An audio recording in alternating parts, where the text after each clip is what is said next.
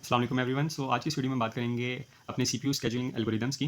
अब इसमें दो टाइप्स के होते हैं, एक होते हैं प्रीएम्प्टिव, दूसरे होते हैं नॉन प्रीएम्प्टिव। प्रीएम्प्टिव का ये मतलब है कि अगर एक प्रोसेस एग्जीक्यूट हो रहा है और दूसरा कोई और प्रोसेस आ गया सर्टेन कंडीशन का, जिसकी प्रायोरिटी हाई है, जिसका रिमेनिंग टाइम कम है या जिसका जो है वो बस टाइम कम है, तो जो हमारा प्रोसेस एग्जीक्यूट हो रहा है ना करंटली, वो स्टॉप हो जाता है, वो कॉन्टेक्स्ट स्विचिंग होती है, उसमें उसकी स्टेट सेफ होती है और दूसरा प्रोसेस उसकी जगह एग्जीक्यूट हो जाता है। तो ये होता है प्रीएम्प्टिव। और नॉन प्रीएम्प्टिव उल्टा होता है। उसमें क्या होता है, जिस तरह हमारे पास FCFS है, फर्स्ट कम फर्स्ट सर्व, जिस ऑर्डर में आए हैं उसी ऑर्डर में चलते जाएंगे प्रोसेस, तब तक नहीं रुकेंगे जब तक वो एक सर्टेन प्रोसेस कंप्लीट नहीं हो जाएगा।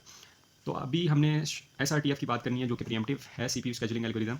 शॉर्टेस्ट रिमेनिंग टाइम फर्स्ट, नाम से पता लग रहा है execute those processes first whose remaining processing time is shortest. ठीक है, रिमेनिंग प्रोसेसिंग टाइम बोल रहे हैं या रिमेनिंग बस टाइम बोल रहे हैं, क्योंकि बस टाइम वही टाइम होता है जो कि सीपीयू का टाइम होता है, जो कि एग्जीक्यूशन का टाइम होता है। अभी क्वेश्चन हमें दिया हुआ 6 प्रोसेसेस हैं, उनके अराइवल टाइम्स हैं, उनके बस टाइम्स हैं। ठीक है, इसका हमने करना है कि SRTF से इसका गैंट चार्ट बनाना है। ठीक है, इसके साथ उसका हमने जो है वो टर्न अराउंड टाइम निकालना है, वेटिंग टाइम निकालना है और कंप्लीशन टाइम निकालना है, और एवरेज टर्न अराउंड टाइम भी और एवरेज वेटिंग टाइम भी। तो गैंट चार्ट के लिए मैं क्या करूँगा, एक सिंपल सी मैंने एक अरे ड्रॉ कर देनी है।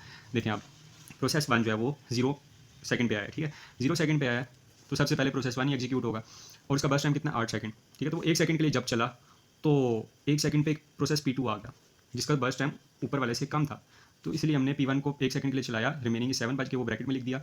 फिर जब पहले सेकंड में P2 आ गया कम बस टाइम वाला, तो उसको हमने एग्जीक्यूट किया। ठीक है, अब वो जब हमारे पास 1 सेकंड के लिए चला, तो टाइम 2 पे हमारे पास एक और P3 आ गया, जिसकी जो बस टाइम था उससे भी कम था। ठीक है, 2। तो ये दूसरे सेकंड तक के लिए P2 चला 1 सेकंड के लिए। फिर P3 एग्जीक्यूट हुआ। P3 अब देखें, उसका बस टाइम हमारे पास 2 था, ये 2 से 3 सेकंड, 1 सेकंड के लिए जब और चला, तो एक और प्रोसेस P4 आ गया टाइम 3 पे। इस टाइम पे P4 आया, उसको हमने बस टाइम देखा, वो तो इससे भी छोटा निकल आया। जब इससे भी छोटा निकल आया तो हमने इसलिए इसको एग्जीक्यूट किया P4 को। 1 सेकंड के लिए चलेगा क्योंकि इसका बस टाइम 1 सेकंड ही था, तो 3 से 4 सेकंड के लिए ये चला P4 0, मतलब ये कंप्लीट हो गया। उसके बाद अब हमने एक और चीज़ इसमें देखनी होती है। देखें, अभी जो रिसेंटली हमारे पास रेडी क्यू में चीज़ें पड़ी होंगी ना, वो कौन कौन से प्रोसेसेस होंगे इस टाइम पे। P1 भी पड़ा है जिसका 7 है, P2 पड़ा हुआ है जिसका 3 है, और P3 पड़ा है जिसका रिमेनिंग टाइम 1 है। तो P3 का सबसे छोटा है ना, इसलिए हमने फिर P3 को चलाया। P3 को जब हमने चलाया, देखें 4 से 5 सेकंड के लिए। अच्छा, 4 सेकंड पे एक P5 प्रोसेस भी आ रहा था, लेकिन उसका बस टाइम 3 था, मतलब बड़ा था इससे P3 से, तो इसलिए हमने P3 को पहले चला दिया। फिर उसके बाद 5वें सेकंड पे एक और प्रोसेस आया P6, जिसका बस टाइम था 2, तो इसलिए सबसे कम ये था, इसलिए इसको 5 से 7 सेकंड के लिए चला दिया P6 को। उसके बाद 7 to 10 हमने हमारे पास ये P2 को चला देना है, ये कंप्लीट हो जाएगा। उसके बाद जो हमारे पास P5 था, ठीक है, उसका बस टाइम कितना था, 3, तो 10 से 13 के लिए इसको चला दिया। और फिर एट द लास्ट P1 रह जाएगा जिसका 7 था, तो उसको हमने 13 से 20 के लिए चला दिया। और इसके आप फार्मूलाज हैं थोड़े, वो देख लेते हैं। कंप्लीशन टाइम मैं आपको बताता हूँ कैसे निकालना है। कंप्लीशन टाइम ऐसे निकालना है, प्रोसेस वन देखें, P1 0 जिधर लिखा आ रहा होगा ना, P1 0 इधर आ रहा था, उसके एंड पे क्या है 20, तो इसका कंप्लीशन टाइम 20 है। P2 का देखें, P2 0 किधर हो रहा था, P2 0 हमारे पास यहाँ पर हो रहा था, इसका 10 आ रहा था, तो इसलिए इसका 10 हो गया। P3 का देख लें, P3 का ये 5 आ रहा था, तो 5 लिख दिया। P4 का हमारे पास आ रहा था 4, ठीक है, तो ये, और फिर उसके बाद P5 का 13, तो ये ऐसे हमने इसको करना है।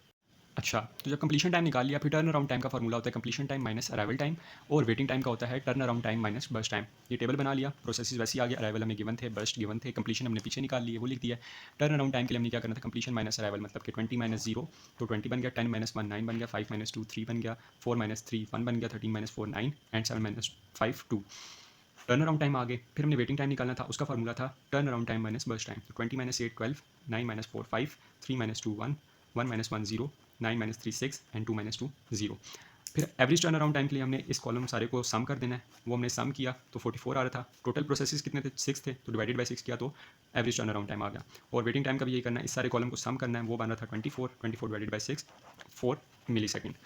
तो ये हमारे पास हो गया था। उसके बाद शॉर्टेस्ट जॉब फर्स्ट आ जाता है। शॉर्टेस्ट जॉब फर्स्ट क्या कहता है, वो हमारे पास नॉन प्रीएम्प्टिव होता है। नॉन प्रीएम्प्टिव का मतलब मैंने बता दिया आपको। अच्छा, इसमें भी हमें टेबल ही दिया हुआ है, ठीक है, टेबल दिया है, 5 प्रोसेसेस हैं, उनके बस टाइम और अराइवल टाइम है। इसमें ये होता है कि शॉर्टेज जॉब फर्स्ट में कि जो हमारे पास जिसका बस टाइम सबसे कम है ना, वो पहले एग्जीक्यूट होगा, ठीक है। लेकिन नॉन प्रीएम्प्टिव है, इसका ये मतलब है कि एक दफ़ा जो प्रोसेस चल गया, वो जब खत्म होगा तभी रुकेगा, कोई और उसको डिस्टर्ब नहीं कर सकता। तो देखें, हमने अपनी लिस्ट में से देखना है किसका जो बस टाइम वो सबसे कम है, ठीक है। तो सबसे जो बस टाइम कम है वो हमारे पास P2 का था, लेकिन P2 को हम चला नहीं सकते क्योंकि उसका अराइवल टाइम 5 है, तो हमने 0 अराइवल टाइम वाले को डाला, 0 अराइवल टाइम वाला P4 था, तो ये 0 से 3 तक चला, कंप्लीट हुआ।